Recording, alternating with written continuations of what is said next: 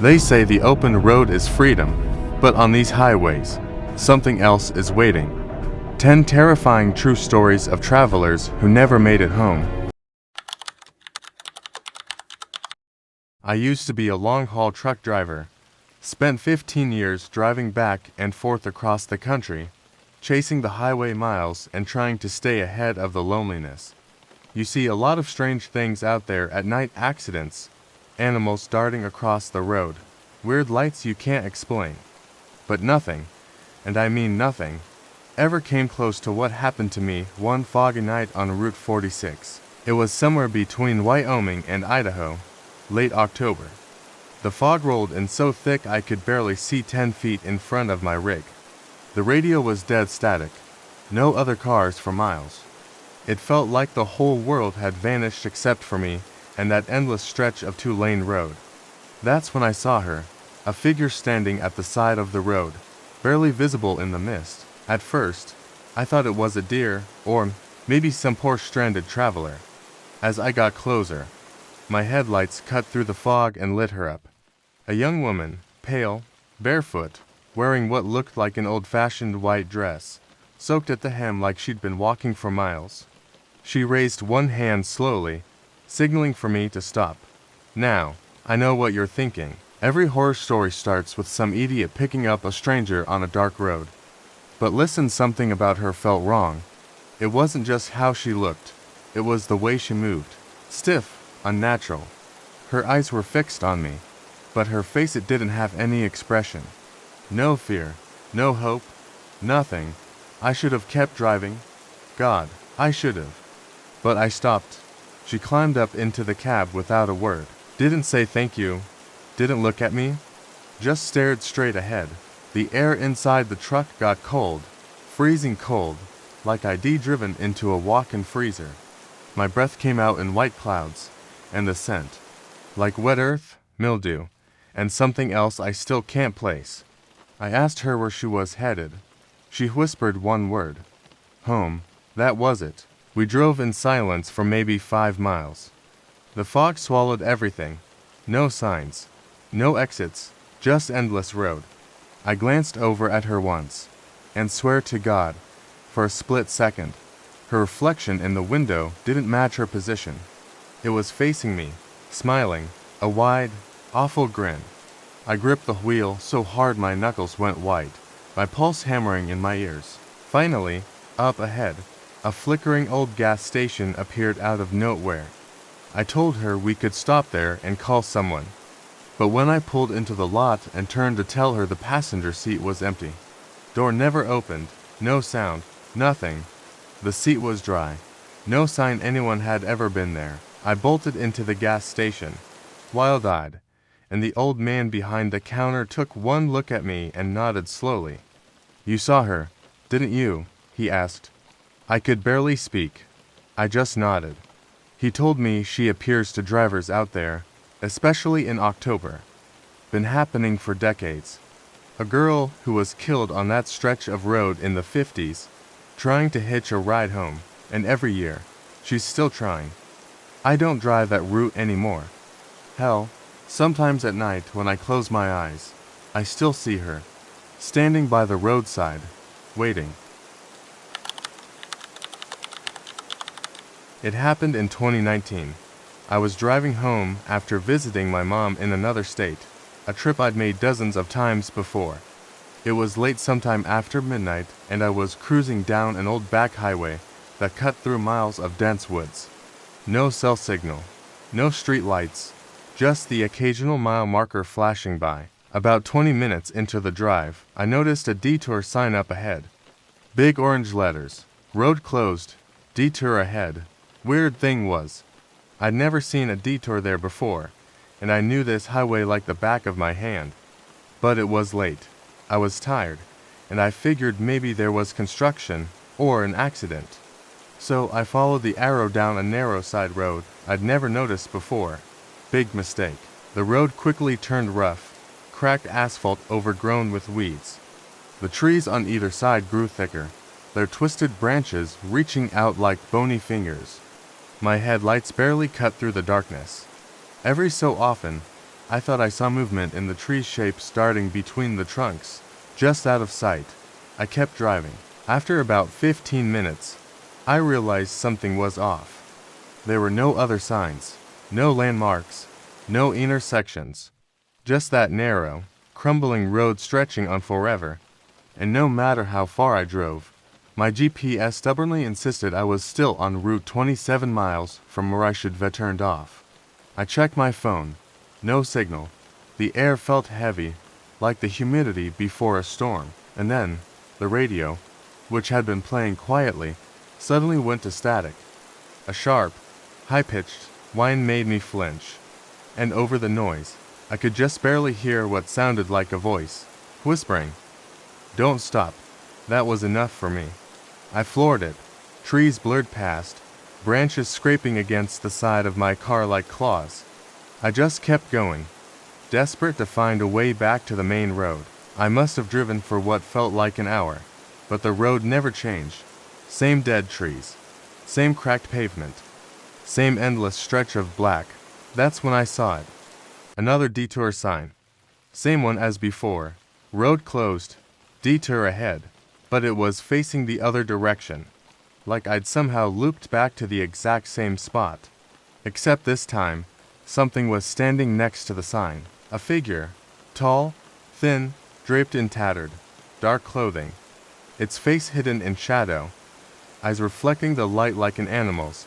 It raised one hand, pointing directly at me as I passed. I didn't stop. Couldn't. Eventually, I spotted headlights up ahead, a distant pair of beams cutting through the darkness. I raced toward them, and suddenly, without warning, I burst back onto the main highway. Just like that, 1 second I was surrounded by dead trees. The next I was back on familiar asphalt. The weirdest part, the clock on my dashboard said it had only been 7 minutes. But my gas tank was nearly empty, and the scratch marks on the sides of my car, they were real. I never found that detour again. Asked the county sheriff about it once, and he just shook his head. People get lost out there sometimes, he told me. Best to stick to the main roads. I never leave the highway after dark anymore. Back in 2017, I was driving cross-country for a new job. It was late spring, somewhere deep in rural Kentucky, and I had a long stretch of isolated highway ahead of me. No cars for miles, just endless fields, broken down barns, and the occasional flickering street lamp. I'd been on the road for hours and was starting to feel that creeping paranoia you get when it's just you and the dark. So I did what I always do, cracked a window, cranked the radio, and kept my eyes on the road. That's when I noticed it, a figure in my rearview mirror. At first, I thought it was a trick of the light.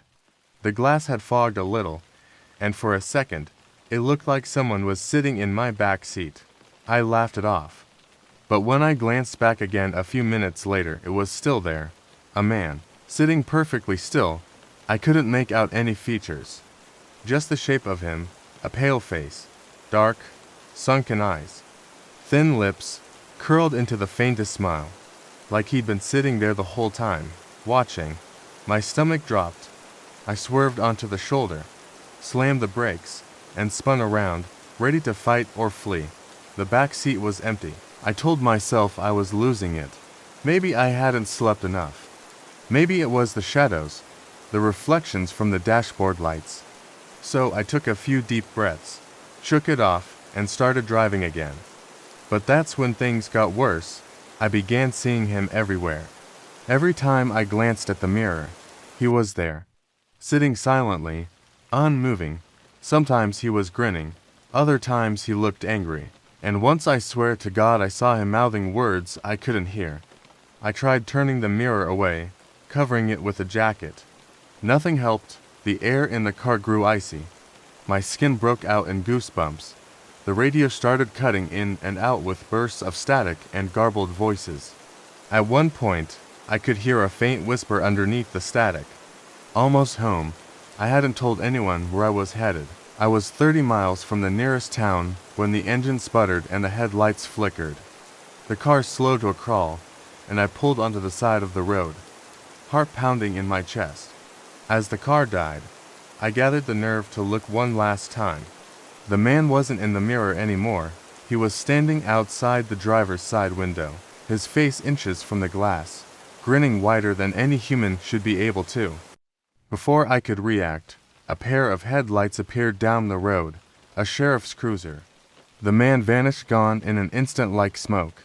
The officer gave me a ride to the nearest town. I didn't say a word about what I'd seen. But before he drove off, he said something that still haunts me. Folks around here know not to look too long in their rear view after dark. You're lucky you made it. I sold that car the next week, and I haven't driven at night since. It was 2005, and I was driving through rural Arkansas on my way back from a late shift. There's a lonely stretch of road called Old Lantern Road that locals swear is cursed.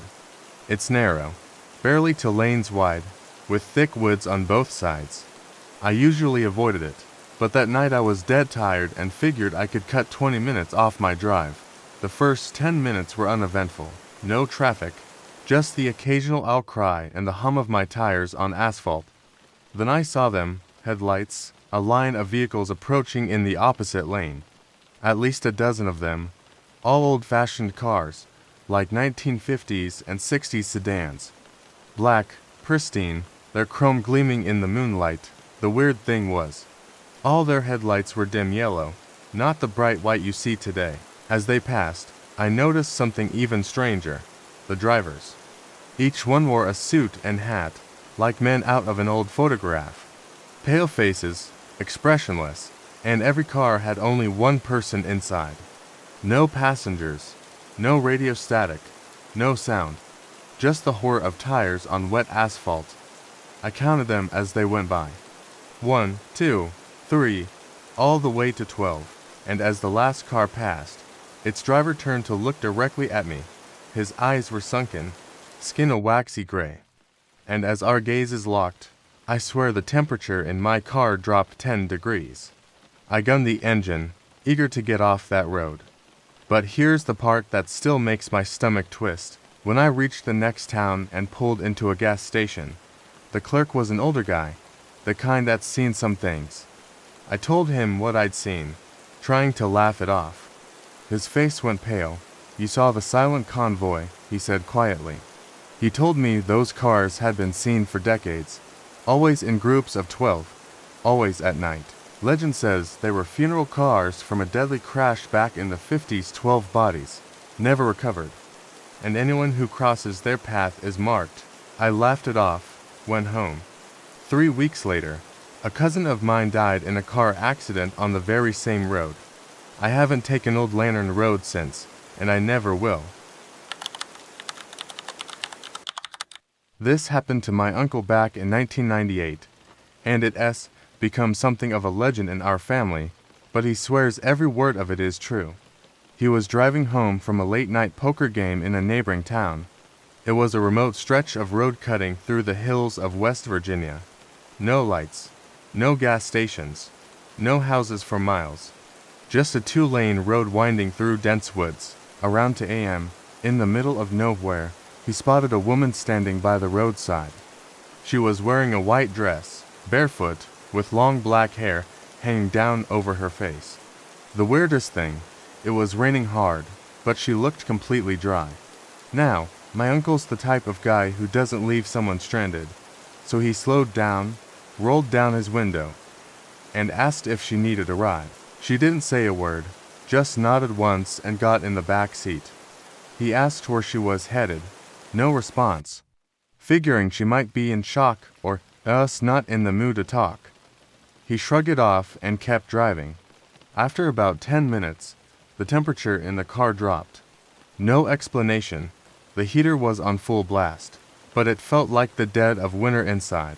And then, without thinking, my uncle glanced in the rearview mirror. The seat was empty. No one there.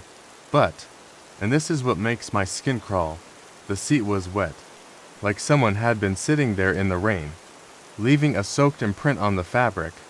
He slammed the brakes, pulled over, jumped out of the car, and looked around. Nothing but darkness and the sound of rain on asphalt. A few miles down the road, He reached a tiny all-night diner and staggered in, pale and shaking. The waitress took one look at him and asked what happened. When he told her, her face fell. "You picked up Mary." Turns out, locals know the story. A young woman named Mary was killed by a hit-and-run driver on that very stretch of road in the 60s. Since then, drivers passing through late at night sometimes see her by the roadside, always in a white dress, always in the rain. They say if you ignore her, she disappears. If you pick her up, she leaves a mark. My uncle's car seat stain never dried. He sold the car a month later. And to this day, nobody in my family takes that road after midnight. This one comes from a trucker named Ray, a family friend who's been driving cross-country for over 30 years. He's not the superstitious type, never believed in ghosts, omens, or tall tales. Until one night in rural Louisiana changed everything. It was early fall, around 3 a.m., and Ray was hauling a load down a back highway called Moss Hollow Road, a shortcut drivers sometimes used to shave an hour off their route. Locals warned about it, said weird things happened there after dark, but Ray didn't care. Bad decision. He turned onto Moss Hollow, an old two-lane road that cut through endless swamps and thick woods. The fog was so dense it felt like driving through milk. His headlights barely pierced the mist, and the trees pressed in so tight they almost touched overhead. That's when he noticed something strange. He passed an old, rusted road sign that read, "Moss Hollow RD 7 miles to Winslow." A few minutes later, he passed it again. Same sign, same bullet holes, same crooked post. At first, he thought maybe there was another sign. But then it happened again, and again. Every 10 minutes or so, the same sign. The same twisted oak tree with a split trunk right next to it. Ray checked his GPS. It glitched, frozen on his position, showing him still at the start of Moss Hollow Road. He turned off the radio, gripped the wheel, and tried to focus. But things got worse. The deeper he went, the thicker the fog became. Shadows moved between the trees. At one point, something large too big to be a deer darted across the road in front of him, so fast he barely caught it in the headlights. The shape of it was wrong, too tall, too thin. That was when panic set in. He decided to turn around. But no matter how far he drove back, he never reached the highway. Just more endless road, more trees, more fog, and that same goddamn sign. At 4 a.m., his CB radio crackled, static-filled. A voice came through, faint, as if from far away. "You shouldn't be here." Ray slammed the brakes. In the rearview mirror, through the mist, he saw a figure standing in the middle of the road, tall, dressed in rags, its face a blank, white blur, no eyes, no mouth, just a smooth, featureless mask. That was it for Ray. He floored the gas and drove as fast as the rig would go. At 5:15 a.m., the fog cleared, and he burst out onto a main road, not the one he entered from, but a completely different highway, 50 miles from where he should have been, his GPS still frozen. To this day, he won't take shortcuts, and he'll never drive through Louisiana at night again. Back in 2012, a guy named Kevin, a buddy of mine from college, was driving from Nashville to Atlanta late at night. Around 1 a.m., somewhere along a remote stretch of highway called Old Ridgeway Route, hunger hit him hard. He hadn't seen a gas station or fast food joint for hours. Then, as if out of nowhere, a neon sign flickered through the mist. "Millie's Diner, open 24 HRS. Relieved, Kevin pulled in. It was one of those classic 1950s-style diners. Chrome siding, checkerboard floor, red leather booths. Inside, it was spotless, not a speck of dust. But weirdly, no music, no chatter, not even the hum of a fridge. A single waitress stood behind the counter. She wore one of those old-timey blue uniforms with a white apron, hair in tight curls, but her expression never changed. Eyes wide, smile frozen. Kevin took a booth. After a moment, the waitress glided over, not walked, but almost floated. so smoothly it creeped him out. She handed him a menu without a word. When he looked up to ask for a coffee, he noticed something deeply unsettling. The other customers. At every booth and counter seat, people sat stiffly. Men in old suits, women in dresses straight out of the 1940s and 50s. Nobody moved. Nobody spoke. Their skin looked waxy, to pale, as if they hadn't seen daylight in years. And every single one of them stared directly at him. Kevin's stomach twisted. He stood up to leave, but before he could move, the waitress leaned in close and whispered, "You shouldn't be here. They're coming." He bolted for the door, heart pounding. As soon as he stepped outside, the world changed. The diner was gone. Nothing there but an empty lot overgrown with weeds and a rusted signpost with no sign. He sprinted back to his car and drove like hell for the next town. When he told the locals at a gas station what he'd seen, an old man behind the counter said, "You saw Millie's? Son, that place burned down in '58. Took 12 people with it. Folks say it shows up now and then for lost travelers, but if you stay too long." He didn't finish the sentence. Kevin swears it wasn't a dream. The mud on his tires proved he'd pulled off the road somewhere, and to this day, he avoids Old Ridgeway route no matter what. In the summer of 2004, a young woman named Dana was driving home from visiting her parents in rural Arizona. The road she took, Devil's Backbone Pass, was a long, empty stretch of desert highway, known for strange sightings and unexplained disappearances. Locals always warned, if you see the old blue pickup, don't stop. Dana had never believed those stories until that night. It was around 11:45 p.m. The air so still it felt unnatural. No wind, no animal sounds, just the steady hum of her car engine cutting through the desert silence. Then she saw headlights in her rearview mirror. An old, beat-up blue pickup truck, rusted, with one flickering headlight. It was gaining on her fast, way too fast for the condition of that narrow road. She moved into the other lane to let it pass. It didn't. Instead, it stayed right behind her, tailgating so close she could see the cracked windshield and an indistinct figure in the driver's seat. No face, just the shape of a man, hat pulled low, eyes hidden in shadow. Dana's pulse spiked. She sped up. So did the truck. 70 miles an hour, 80, 90. The truck clung to her bumper. She tried to call 911, but her phone had no service. No other cars on the road. No houses, just endless desert and moonlight.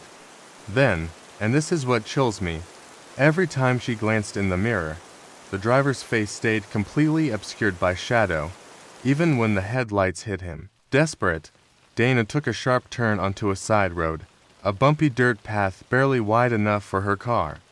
The truck followed. She made another sharp turn. The truck was gone, just vanished.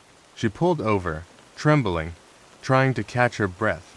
That's when she looked down at her passenger seat.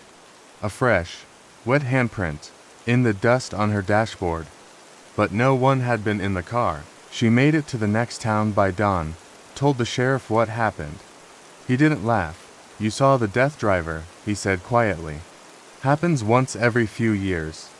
People chased right off the road. Some don't make it. They find their cars empty, miles from anywhere. Sometimes. Not at all. Dana never drove that road again, and neither should you." In 2016, a man named Eric was driving cross-country from Colorado to California. It was late September, crisp autumn air, and he decided to make good time by driving overnight through Nevada.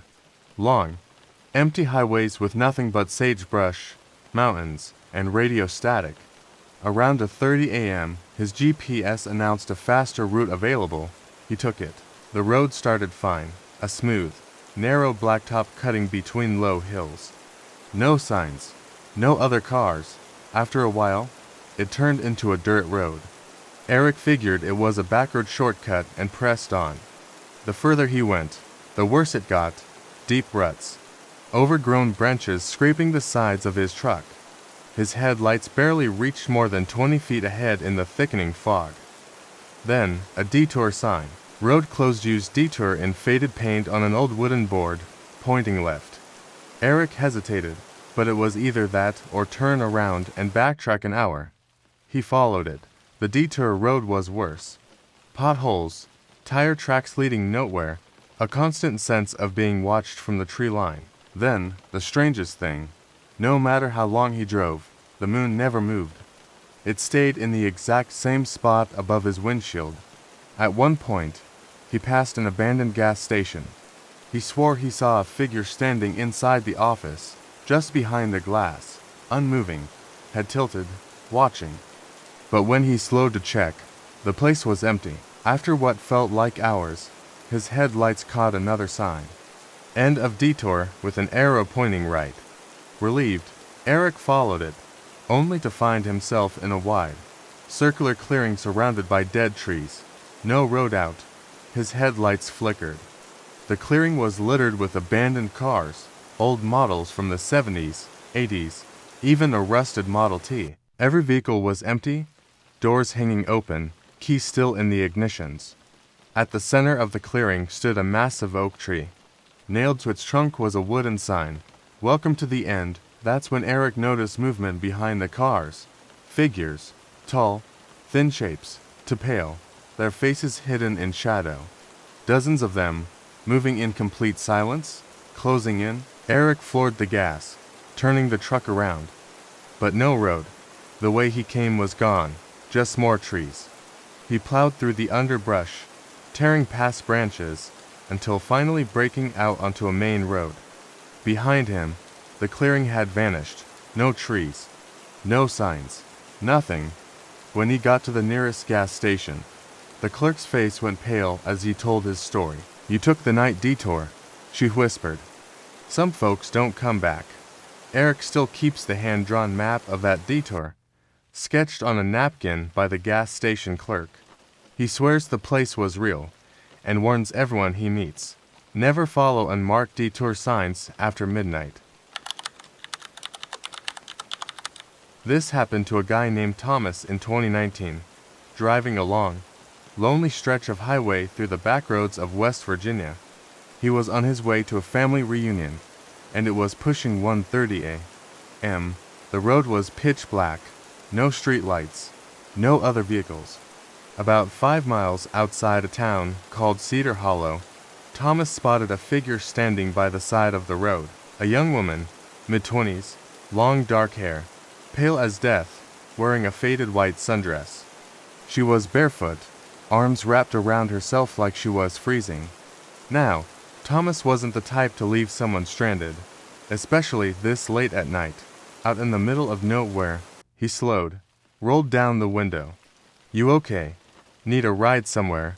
The woman didn't speak. She just nodded, and without hesitation, opened the door and climbed into the passenger seat. Here's where things got weird. She didn't smell like sweat or perfume. No scent at all. Her skin looked cold, waxy. Thomas tried to shake the uneasy feeling, chalking it up to the eerie setting and late hour.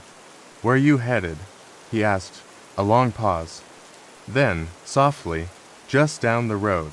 For a while, they drove in silence. The only sound was the hum of the tires and the distant chirp of crickets. But every time Thomas glanced over, the woman's head was turned slightly toward him, though he could never quite catch her face. Then, she spoke again. "You should slow down." Thomas glanced at the speedometer. 55. Not speeding. Why, what's... Suddenly, something huge bolted across the road. A deer, or at least, he thought it was a deer. He slammed the brakes, tires screeching as the car fishtailed slightly, but he managed to stop just in time, heart pounding. He looked ahead. No animal. The road was empty. He turned to the passenger seat. It was empty too. No door open. No trace of her. Just a faint imprint in the dusty dashboard where a hand had rested. Thomas sat there for a minute, pulse racing, then hit the gas and didn't stop until he reached Cedar Hollow. When he told a diner waitress what happened, her face went pale. "That's Lily," she said quietly. Died on that stretch of road in 1972. Car wreck on a rainy night. Folks say she still flags down rides when the fog's heavy, and if you don't pick her up, you crash before the next turn. To this day, Thomas won't drive back roads at night. And if you're ever in West Virginia, on an empty highway, and see a woman in a white dress by the roadside, don't stop, or do, your choice. Default hit that subscribe button and join us for more true horror you'll never forget.